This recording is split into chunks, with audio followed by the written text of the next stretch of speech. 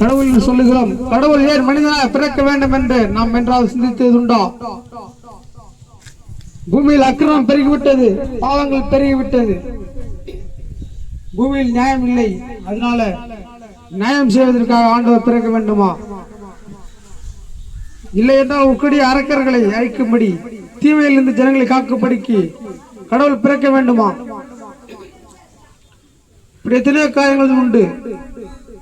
ஒரு மனிதன் பிறந்து வளர்ந்து அவன் சாதித்து பல தடைகளை தாண்டி ஒரு சாதனை படைத்த பின்பு அவரை போற்றி நாம் உலகம் மதிக்கிறது. இப்படி அநேக மகாத்மாக்கள், பேரறிஞர்கள், ஞானவான்கள், வித்வான்கள் பலர் தோன்றி இருக்கிறார்கள் இந்த உலகத்திலே. யாரும் பிறப்பதற்கு முன்பாக இப்படிப்பட்ட ஒரு மனிதன் பிறக்க போகிறார், இப்படி சாதனைகளை செய்வார், எல்லா ஜனங்களுக்காகவும் அவர் பல பாடுகள் பட்டு அந்த ஜனத்தை மீட்பார், அந்த ஜனங்களுக்காக அவர் பல தியாகம் செய்வார் என்று யாரை குறித்தும் சொல்லப்படவில்லை.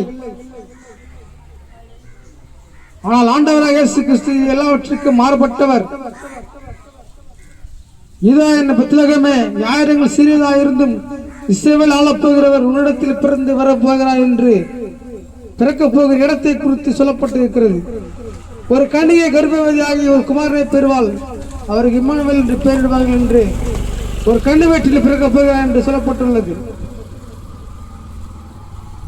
அவரோடு அப்பம் புசித்தவன் அவர் காலை தன்னுடைய குதிகாலை தூக்கி அவரை எதிர்ப்பான் என்று சொல்லப்பட்டு அவரோடு கூட இருந்த ஒரு காட்டு கொடுப்பான் என்று சொல்லப்பட்டுள்ளது. அவர் பூமியில் நியாயத்தை செய்வார், நீதி செய்வார், தன் ஜனங்களை நேசிப்பார் என்று அவருடைய சுபாவத்தை குறித்து சொல்லப்பட்டுள்ளது. இப்ப அநேக காரியங்கள் அவர் பிறப்பதற்கு 1000 வருஷங்களுக்கு முன்பாகவே அவரை குறித்து சொல்லப்பட்டுள்ளது. அந்தபடியே இயேசு பிறந்தார். காலம் நிறைவேறின போது தேவகுமாரனாக இயேசு கிறிஸ்து பெத்லகேமிலே கன்னி வயிற்றிலே உருவானார். அவர் பிறந்து சொன்னபடியே வாழ்ந்தார், எல்லாரும் நேசித்தார், குருடர்களை நேசித்தார், உணவுகளை நடக்க செய்தார், குஷ்டரோகிகளை சுத்தமாக்கினார், மருத்துவர்களை எழுப்பினார். அவரை குறித்து எப்படி சொல்லப்பட்டுள்ளதோ பல 1000 வருடங்களுக்கு முன்பாக சொல்லப்பட்ட அதே வார்த்தையின்படியே வளர்ந்தார், அற்புதங்களை செய்தார். அதே போல கூட இருக்கிறவனை காட்டி கொடுத்தான். அப்படியே காட்டி கொடுக்கப்பட்டபடி அவர் மரித்தார். மரித்தவர் 3ஆம் நாள் உயிர்த்தெழுந்தார். தான் சொன்னபடியே அவர் உயிர்த்தெழுந்தார். இவையெல்லாம் என்ன குறிக்கிறது? நாம் சாதித்த பின்பு நம்ம போற்றுவதற்கு மனிதர்கள் உண்டு. ஆனால் பிறப்பதற்கு முன்பாகவே சொல்லப்பட்ட தீர்க்கதரிசனத்தின்படியே பிறந்து வளர்ந்து வாழ்ந்து மரித்து உயிர்த்தெழுந்தார் அந்த இயேசு மீண்டும் வரப்போகிறார். இதுவே கடவுளுக்கு மனிதனுக்கு உள்ள வித்தியாசம். பல அவதாரங்கள் தோன்றியிருந்தாலும் யாரை குறித்தும் இவ்வளவு தீர்க்கமாக எழுதப்படவில்லை, யாரை குறித்தும் அவ்வளவு உறுதியாக சொல்லப்படவில்லை. சொல்லப்பட்டு அதேபடி நடந்து பிறந்து வளர்ந்த ஒரே ஒரு தெய்வம் ஆண்டவராக இயேசு கிறிஸ்துவே. அந்த இயேசுவை நாம் அறிவிக்கிறோம். அந்த இயேசு கிறிஸ்து மீண்டும் வரப்போகிறார். எல்லாருக்காக மரித்த இயேசு மீண்டும் எல்லோரையும் மீட்கும்படியாக இந்த உலகத்தில் மீண்டும் வரப்போகிறார். அவரை சந்திக்க நீங்கள் ஆயத்தமாக இருக்கிறீர்களா? நானே வழியும் சத்தியம் ஜீவனமாக இருக்கிறேன் என்று சொன்ன ஆண்டவர் பரலோகத்துக்கு போவதற்கு வழி அவரே. அவர் அல்லாமல் ஒருவரும் பரலோகத்துக்கு வர முடியாது என்று அவர் சொல்லி இருக்கிறார். அந்த இயேசு கிறிஸ்து மீண்டும் வரப்போகிறார். இயேசு வரும்பொழுது அவனவன் செய்த கிரியைக்கு தக்க பலன் என்னோட வருகிறது என்று சொல்லிட்டு போயிருக்கிறார். நாம் செய்த செயல்கள், நாம் செய்த நற்கிரைகள், துர்க்கிரைகள், அதற்கேற்ற பலன் அவரோட வருகிறது. உலகத்தில் ஒருவனும் தப்ப முடியாது. எல்லோரும் ஒரு நாள் மரணத்தை சந்தித்தாக வேண்டும். மறித்தவர்கள் மறிக்காதிருப்பவர்கள் கூட இயேசுவை சந்தித்தாக வேண்டும். இயேசுவின் நியாய தீர்ப்பில் வந்து நிற்க வேண்டும். அப்போது அவனவன் செய்த கிரியைக்கு தக்கவனான பலன் அவனுக்கு வரும்.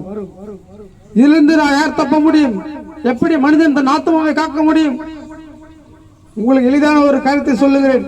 இயேசு கிறிஸ்து விசுவாசியுங்கள், அப்போது நீயும் உம்மிட்டார் ரசிக்கப்படுவீர்கள். உங்கள் பாவங்கள் மன்னிக்கப்படும், உங்கள் ஆத்மா மீட்புக்கு நேராக வரும், நித்திய வாழ்க்கையை பெறுவீர்கள். ஏனென்றால் இயேசுவின் ரத்தம் சகல பாவங்களை நீக்கி நம்ம சுத்திகரிக்கும்.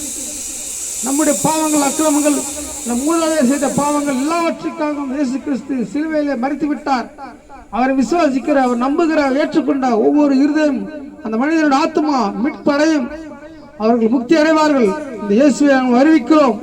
இதுவரை கேள்விப்படாதிருப்பீர்களானால் நம்பாதிருப்பீர்களானால் இன்று நம்புங்கள். இயேசுவே என் இல்லத்தில் வாருங்கள், என் பாவத்தை போக்குங்கள் என்று இதயத்தில் இயேசுவை கூப்பிடுங்கள். நிச்சயமாக அவர் உங்கள் பாவங்களை மன்னிப்பார்.